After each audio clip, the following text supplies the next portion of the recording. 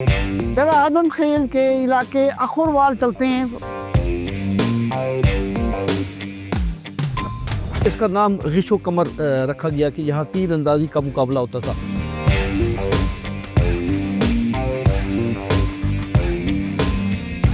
तकरीबन 10-15 हज़ार लोग जो है ना इसमें काम कर रहे हैं, मुख्तलिफ लेबर। अच्छा,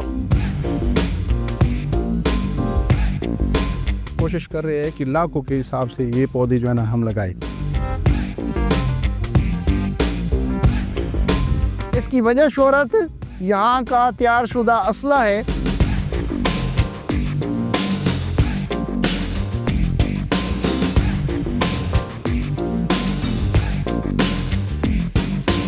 टेस्ट करते हैं फायर कर करके।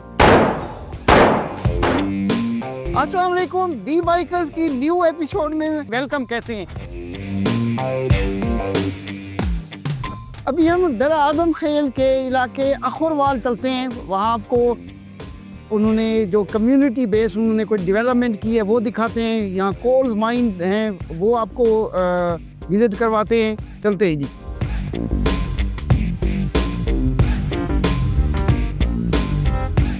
इस वक्त हम दरा आदम खेल के इलाके अखुरवाल में मौजूद हैं और मेरी बैग पे आप देख सकते हैं कि गिशो कमर एक इस पहाड़ का नाम है। गिशो जो पश्तो ज़बान में, मकामी ज़बान में तीर को कहते हैं। कदीम ज़माने में अखुरवाल का ट्राइब था, यहाँ एक उनका मुकाबलाबाजी होता था तीर का, और ये कंपटीशन होता था कि यहाँ से आपने तीर चलाना है और पहाड़ के परली साइड पे ले जाना है। और ये काफ़ी डिफ़िकल्ट है और अप्रॉक्सीमेटली मोर देन 200 फीट की ये हाइट है और बिल्कुल स्ट्रेट वॉल है। और ये कदीम ज़माने, और उसी वजह से इसका नाम गिशो कमर रखा गया कि यहाँ तीर अंदाजी का मुकाबला होता था। बट अब मॉडर्न दौर में तीर ख़त्म हो गए, बंदूकें आ गई, लेकिन इसका नाम वैसे चल रहा है। और मैं तो देख रहा हूँ टूरिज़म पर्पज़ पे कि रॉक क्लाइंबिंग के लिए बेहतरीन जगह है और इसको जो रेलेवेंट ऑर्गेनाइजेशन है इसको रॉक क्लाइंबिंग के लिए भी यूज़ कर सकते हैं। और हम जो मकामी इनके मशरान हैं, मलिक हैं, उनको भी तजवीज़ करेंगे कि यहाँ टूरिज़म भी स्टार्ट किया जाए। और ये इलाका पूरा जो है कोल माइंस के लिए अब डेवलप हुआ है लास्ट फ्यू ईयर से। सदियों पे मुहीत इनका कल्चर, इनकी एक तहज़ीब चली आ रही है और उसके बारे में भी कुछ आपको हिस्ट्री शेयर करेंगे।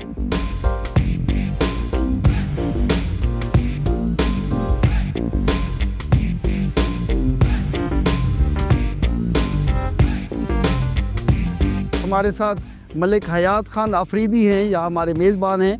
और ये एरिया जो है कुछ सालों से कोल माइंस, कोयले की कानों की वजह से मशहूर हुआ और कोयला यहाँ दरियाफ्त हुआ। अब काफ़ी सारी यहाँ माइंस काम कर रही हैं।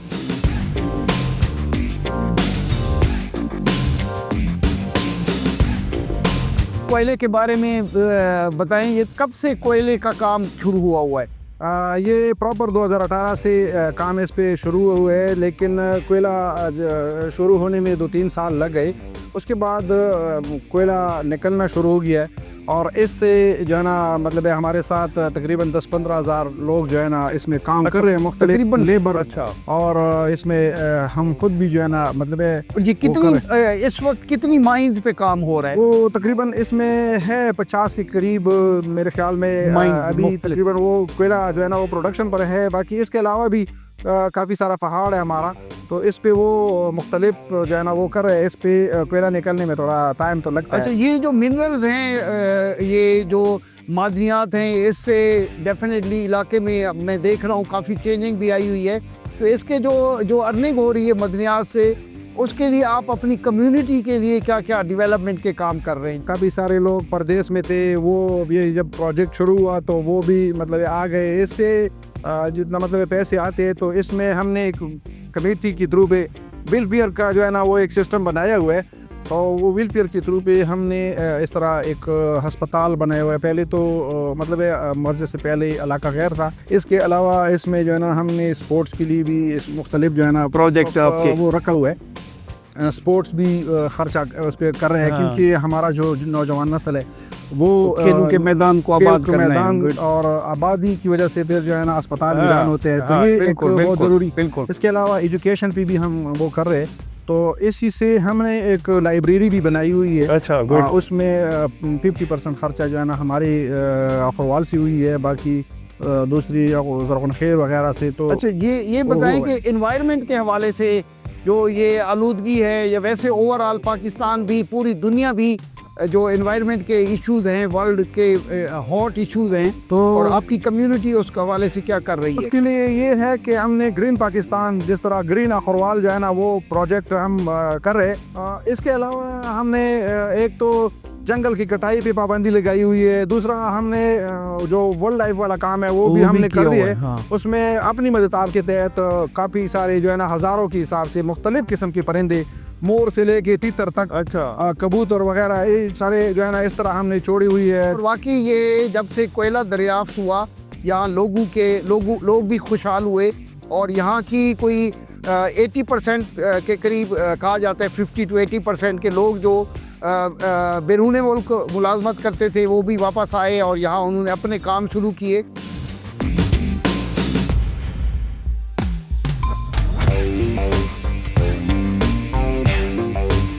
अच्छा, ये बताएं, ये पौधे भी लगे हुए हैं, ये मुझे कुछ क्रॉस बडिंग हुई है। असल में ये इसको जैतून का दरख्त है, और ये कुदरती तौर पे ये इधर हमारे पहाड़ों में बहुत ज़्यादा है। तो इसमें ये हुआ है कि हमने अपनी मदद के तहत और एग्रीकल्चर को भी साथ उससे मशवरा लेके इसमें ये कलम शलम लगा के, तो इंशाल्लाह ये नेक्स्ट हमारा जो है ना अपने जैतून यहाँ स्टार्ट हो जाएगा। जी इंशाल्लाह। ये कितने पौधे आपने अभी ये क्रॉस बडिंग इसकी की है? असल में इधर तो हमारा ये तकरीबन पूरा तकरीबन 15-20 किलोमीटर तक इसमें ये कुदरती तौर पे है। तो इसमें हमने अभी तकरीबन 50,000 से लेके 1 लाख तक जो है ना ये कलम शलम लगाई है। अच्छा। तो इसका भी हमें रिस्पांस 4-5 साल बाद जो है ना इंशाल्लाह आएगा, और इंशाल्लाह पूरी पाकिस्तान को पता चल जाएगा। आपको लोकल मिलेगा, जो इंपोर्ट है हमारी वो रुक जाएगी। जी बिल्कुल। तो ये एक पौधा जो है, ये कितने अरसे बाद जो आपने अभी रिसर्च की है इस पे, कितने अरसे बाद? इसका जो एग्रीकल्चर वाले हैं वो बता रहे हैं कि 3 साल से लेके 5 साल में इसका इंशाल्लाह अच्छा फल शुरू हो जाएगा। और बेसिकली हमारा इलाका तो कोयले के लिहाज से मशहूर है, इतना बड़ा प्रोजेक्ट है। तो हम इस तरफ भी जो ना हमारा जो चेयरमैन साहब है और उसके साथ जो कमेटी है, हमारे जो मतलब ज़िम्मेदार बंदे हैं, तो सारे इसमें वो कोशिश कर रहे हैं कि कोयले के अलावा भी इस तरह जो है ना वो हम बनाएं। अच्छा, इसके अलावा भी आपने मैं देख रहा हूँ काफ़ी सारे पौधे मुख्तलिफ और अक़साम की भी लगाए हुए। तो इसमें ये है कि हमने मतलब फल की भी जो है ना दरख्त इसमें अपनी तरफ से लगाई हुए है, वो भी हज़ारों के हिसाब से। और हमारा नेक्स्ट प्लान है कि जब भी इसका जो है ना काश्तकारी का सीज़न आएगा साल में 6 महीने बाद, तो हम वो काश्त में लगे हुए और हज़ारों लाखों पौधे जो है ना हमने लगाए है। ये कितने अरसे के पौधे लगे हुए हैं? ये हमने जो प्लांटेशन शुरू की हुई है, तो ये भी हमारी वो कमेटी और चेयरमैन और हमारे जो मतलब सारे मशवरे वाले लोग हैं, उन्होंने ये 2 साल से इसमें लगी हुई है। अच्छा, 2 साल के। अच्छा। वैसे तो हमारा जो इस काम शुरू हुआ है 2018 से, लेकिन ये रास्ते शास्ते उस टाइम नहीं बने थे। तो इधर हम कोशिश कर रहे हैं कि लाखों के हिसाब से ये पौधे जो है ना हम लगाएं। हाँ, आप उसके बारे में बता रहे थे, वाइल्ड लाइफ का, बर्ड्स का, वो भी पहाड़ों के ऊपर आपने इधर हज़ारों मुख्तलिफ़ किस्म के परिंदे इसमें छोड़े हैं, तीतर वगैरह कि वो जो है ना उस शिकार पे भी पाबंदी लगाई हुई है, ताकि इधर जो नेचुरल चीज़ें हैं बस वो पूरी दुनिया को पता चले कि मतलब इधर शिकार और परिंदी भी ज़्यादा है और ग्रीनरी भी ज़्यादा है। तो इसलिए इंशाल्लाह इसी तरह रेगुलर हमारा काम जो है ना वो। अच्छा जी, बड़ी अच्छी बात है ये। देखिए, एक बड़े क्रिएटिव डिसीजन है कम्युनिटी के, और मेरे ख्याल में रोल मॉडल होना चाहिए कि कम्युनिटी ने फैसला किया कि यहाँ दरख्तों के काटने पे पाबंदी होगी, और कबायली जो फैसले होते हैं उस पर सख्ती से अमल होता है।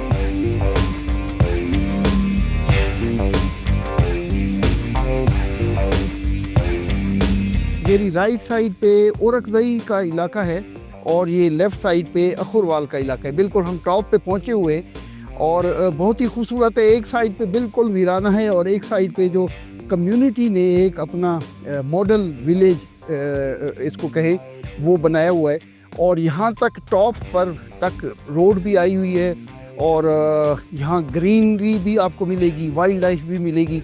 और ये इतना बड़ा इनिशिएटिव है, मेरे ख्याल में इसको पूरे पाकिस्तान का खूबसूरत क्रिएटिव प्रोजेक्ट कहा जाए तो इसमें कोई मुज़ायका नहीं होगा। ये बताएं, ये इतनी टॉप तक आपकी डेवलपमेंट हो रही है, रोड अभी भी थोड़ा जा रहा है और वेरी वेरी एक्सपेंसिव ये, तो ये कैसे ख्याल आया और ये कौन कर रहा है ये सारा? इसके लिए जो ये काम हो रहा है तो ये हम अखरवाल अपनी मदद के तहत जो अच्छा, ये कोई गवर्नमेंट का कोई प्रोजेक्ट नहीं है, गवर्नमेंट का कुछ पैसे नहीं है? नहीं, ये अपना जो है ना, हम अपनी जो ये कोयले वाला प्रोजेक्ट चल रहा है उसी से ये चल रहा है। और ये हम रोडें जो बना रही है तो ये है कि ऊपर काफ़ी सारा पहाड़ पड़ा हुआ है, उसमें भी बहुत ज़ाहिर है कोयले की, तो इसीलिए ये सारे रोड शोड बना रहे हैं। और ये इधर इस साइड पे हमारे साथ औरंगजेब लगता है, ये अखरवाल की मलकियत। अच्छा, ये मुझे बताएं कि ये जो पहाड़ों के ऊपर कोई दीवार भी नहीं है कुछ, तो इसकी जो बॉर्डर है उसका डिसीजन कैसे करते हैं ये कबायली? क्या रूल्स क्या हैं कि इस साइड पे अब औरंगजेब है, इस साइड पे अखरवाल है, तो इसको डिवाइड कैसे करते हैं कि ये शुरू में हमारे कबाइल का एक सिस्टम तकसीम का जो आ रहा है, इसी तरह हर कौम के साथ, तो ये तकसीम हमारा पानी डाल उसको बोलते हैं, पानी डाल। अच्छा, मतलब है जो बारिश का पानी जो है ना आ जाता है, तो इस साइड पे जिस एरिया में आता है तो वो एरिया उन्हीं कौम का होता है। और मतलब है ये दूसरी साइड पे तो ये औरंगजेब की तरफ ये पानी जाता है, तो वो बाउंड्री कुदरती तौर पे ये बना हुआ होता है, तो इसमें कोई लड़ाई झगड़ा और ये वो नाप तोल नहीं होता है इसमें अपनी बाउंड्री तक। ये सदियों से एक सिस्टम चला आ रहा है कि पहाड़ के ऊपर जैसे ही बारिश आती है तो बारिश का पानी जिस साइड पे अगर इधर बहाव होगा तो वो इस ट्राइब का हो जाएगा, अगर इधर बहाव होगा तो ये इस ट्राइब का हो जाएगा। एक बिल्कुल नेचुरल और इसमें कोई डिस्प्यूट नहीं हो सकता। ये नेचुरल एक सिस्टम है जो सदियों से फॉलो करते जा रहे हैं। और इसी तरह ही तमाम जो ऊपर नीचे पहाड़ है उनकी डिवीज़न इसी तरह होती है। अभी मॉडर्न उसमें उसके ऊपर इन्होंने एक स्टोन के ब्लॉक और जो स्टोन के अलामती इन्होंने वो कंक्रीट के पिलर बनाए हुए हैं ताकि उसकी डिमार्केशन हो सके कि ये इलाका ऐसे है। चलते हैं, आपको अब दर आदम खेल का जो ट्रेडिशनल हिस्टोरिक बाज़ार है वो दिखाते हैं। और ये दर आदम खेल अपने कबाइल, बहादुर कबाइल की वजह से मशहूर है। और इसकी एक और वजह शोहरत यहाँ के जो असला साजी की इंडस्ट्री है वो है, और सदियों से ये काम करते आ रहे हैं। और ये घरों में ये इंडस्ट्री फ्लोरिश हो रही है। और जो मकामी लोग हैं वो मुख्तलिफ वेपन बनाते हैं और ये वेपन फिर गवर्नमेंट को जाते हैं और इसका प्रॉपर एक चैनल है, इसकी सेल होती है, एक्सपोर्ट भी फिर गवर्नमेंट इनको करती है। चलते हैं, आपको दर आदम खेल की सैर कराते हैं।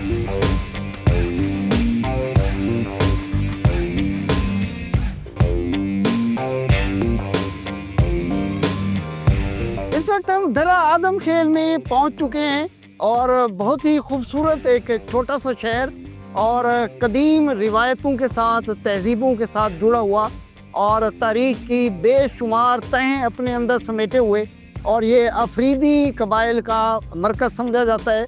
और इसकी वजह शोहरत यहाँ का तैयारशुदा असला है जो कि अभी गवर्नमेंट ने इसको मॉनिटराइज किया और रेगुलराइज किया। और यहाँ के जो चप्पल कबाब हैं दर आदम खेल के वो मशहूर हैं, आज वो भी टेस्ट करेंगे। और यहाँ जो इसका पुराना बाज़ार है और उसकी भी आपको विज़िट कराएंगे। यहाँ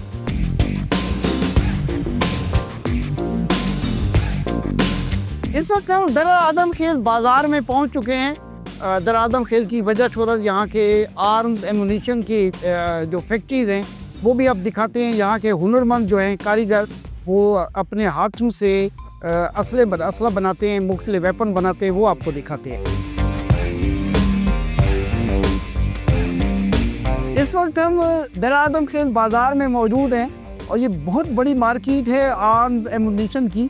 यहाँ के तैयारशुदा जो हथियार हैं वो इंटरनेशनल स्टैंडर्ड के हैं और एक्सपोर्ट भी किए जाते हैं।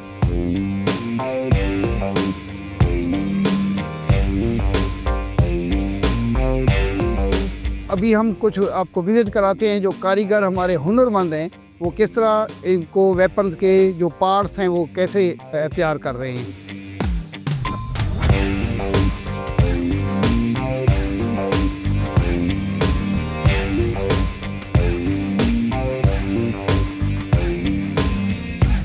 जो मुख्तलिफ़ कंपनीज़ हैं यहाँ उनके ऑर्डर पे ये इसके पार्ट्स तैयार होते हैं। और हम इसके बारे में थोड़ी सी हिस्ट्री भी मालूम करते हैं कि ये कब से ये इंडस्ट्री फ्लोरिश हुई और स्टार्ट हुआ। दर आदम खेल की एक पहचान है कि यहाँ जो आर्म्स एमुनिशन यहाँ तैयार किए जाते हैं। इसके बारे में तो हमारे पैदाइश से पहले की बात है, क्योंकि एक सदी तो तकरीबन हो गई है कि इधर से छोटा मोटा जो है ना वो पहले तो हाथों से काम सारा हुआ था। अभी थोड़ा सा हम डेवलपमेंट जो है ना वो हो गई है, तरक्की हमने कर दी है। तो कुछ चीज़ें पार्ट्स तकरीबन 80% जो है ना काम जो है ना मशीन से होता है, उससे वो मशीन से आसान जो है ना, और फिर जो है ना उसमें थोड़ा बहुत सफाई शफाई हम हाथ से करके इसकी बनावटी कर देते हैं। सही है। अच्छा, दूसरा हमारा ये है कि ये असला जो ऐसे आलू टमाटर केले की तरह बिकता जा रहा है, तो ये तो पाकिस्तान का एक इमेज भी ख़राब हो रहा है। इसकी हम शॉर्ट ही दे सकते हैं कि ये गवर्नमेंट का मॉनिटरिंग कर रहा है, उसकी बगैर जो है ना इधर मतलब है कोई चीज़ जो है ना वो मतलब अनलीगल नहीं हो रहा है। ये सब मतलब सारे अभी रजिस्टर हो गई है और उसकी तरसील जितनी भी है तो मतलब ये बिल्कुल गवर्नमेंट की निगरानी में हो रहा है। और उसके लिए लाइसेंस जो है वो जिस तरह पूरी दुनिया का एक सिस्टम एक कानून है, इसी तरह हमारा जो है ना पाकिस्तान का जो कानून है लाइसेंस पे सब कुछ मतलब है। जो गैर कानूनी चीज़ है वो हम जो है ना बनाते हैं और ना उसकी सेल होती है। यहाँ जो वेपन बन रहे हैं उनके साथ आर्टिफिशियल डेकोरेशन पर्पज़ पे भी यहाँ वेपन तैयार किए जाते हैं, जो घरों में डेकोरेशन के तौर पे लोग सोवेनियर के तौर पे ले जाते हैं और अपनी घरों में दीवारों पर उनको हैंग करते हैं। वो एक सिंबॉलिकली एक उनके जो कल्चर को उनकी पाकिस्तानी जो सकाफ़त है उसको भी ज़ाहिर करते हैं। मैं कुछ आपको जो वेपन है वो आपको दिखाता हूँ।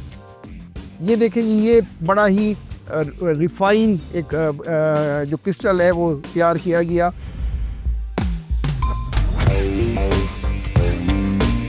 मुझे तो लगता है किसी पश्तो फिल्म में के लिए ये गन तैयार की गई है और बड़ी खूबसूरत है। इसको आप घर में हैंग भी कर सकते हैं और इसके ऊपर बड़ा एंग्रेविंग का काम हुआ है जो मैनुअल ये लोग करते हैं।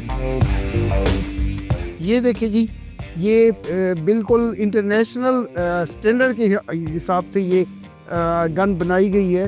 और इसकी फिनिशिंग देखें, इसकी जो इसकी तैयारी में इसके कई मराहिल में। और यहाँ मुख्तलिफ जो कारीगर हैं उनके मुख्तलिफ पार्ट्स बनाते हैं। एक कारीगर ये हिस्सा बना रहा है, कोई बट बना रहे हैं, कोई मैगज़ीन बना रहे हैं, चैम्बर बना रहे हैं, बैरल बना रहे हैं। तो इस तरह ये तैयार होती है। फिर एक फैक्ट्री में प्रॉपर इसकी असेंबलिंग होती है, उसके बाद ये फिनिश होके फिर डिस्प्ले में आती है। आप वेपन का लाइसेंस गवर्नमेंट से लेंगे और लाइसेंस पे फिर ये आप आके परचेज़ कर सकते हैं। पुराने मॉडल की गन थी, उसका रेप्लिका इन्होंने एक बनाया डेकोरेशन के लिए। मुझे लगता है किसी पुराने कोई 200-300 साल पहले जो गन थी उसका ये डिज़ाइन होता था। वाह, ये तो कोई काउबॉय जो मूवीज़ है ना उसके लिए उसका कोई मुझे लग रहा है। ये भी डेकोरेशन के लिए बनाए गए और देखिए इसमें बहुत ही नफासत से काम किया गया। और इसमें लकड़ी जो है ख़ास तौर पे अखरोट की और इस तरह की अच्छी लकड़ी इसमें इस्तेमाल की जाती है। वाह, ये देखें, ये इंग्लिश कोई मूवी की कोई मॉडर्न वेपन लग रहा है, बहुत ही खूबसूरत है और बिल्कुल स्मार्ट वेपन बनाया गया है। जो वेपन है कोई इतनी अच्छी चीज़ नहीं है, बट जब आपकी खुददारी, आपकी आज़ादी और मुल्क की बका का मसला हो तो वेपन बहुत ही ज़रूरी और काम आने वाली चीज़ है। जब वेपन कंप्लीट असेंबल हो जाता है तो उसको एक मखसूस जगह जहाँ टेस्टिंग के लिए लगाते हैं ये, और टेस्ट करते हैं फायर कर करके, और मुख्तलिफ वक्फे से ये फायर करते हैं।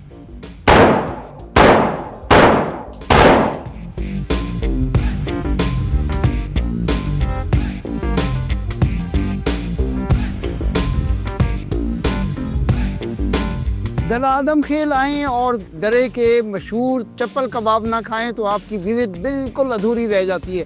अभी हमारे सामने चप्पल कबाब आए हुए हैं और अब हम बग़ैर इंतज़ार किए, बग़ैर कोई और कमेंट किए इसको स्टार्ट करते हैं खाना जी।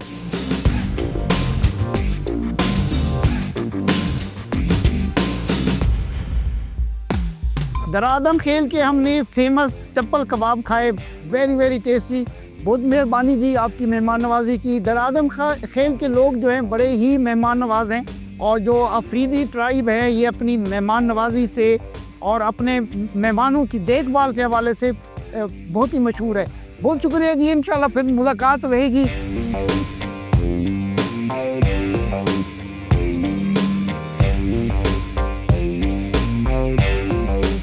चलते हैं जी, आपको कुहाट की टनल की तरफ ले जाते हैं जो दरा आदम खेल और कुहाट को मिलाती है जी।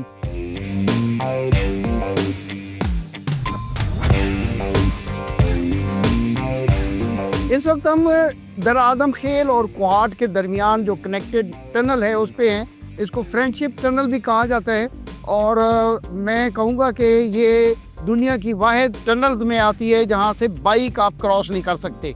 और अब देखते हैं कि बाइक को कैसे क्रॉस करना है। बहरहाल आज हम ने आपको बहुत सारी जगह दिखाई दरा आदम खेल की, उसकी सराउंडिंग की। डी बाइकर्स की नेक्स्ट एपिसोड तक के लिए मैं इजाज़त चाहूँगा। अपना ख्याल रखिएगा। अल्लाह हाफिज़।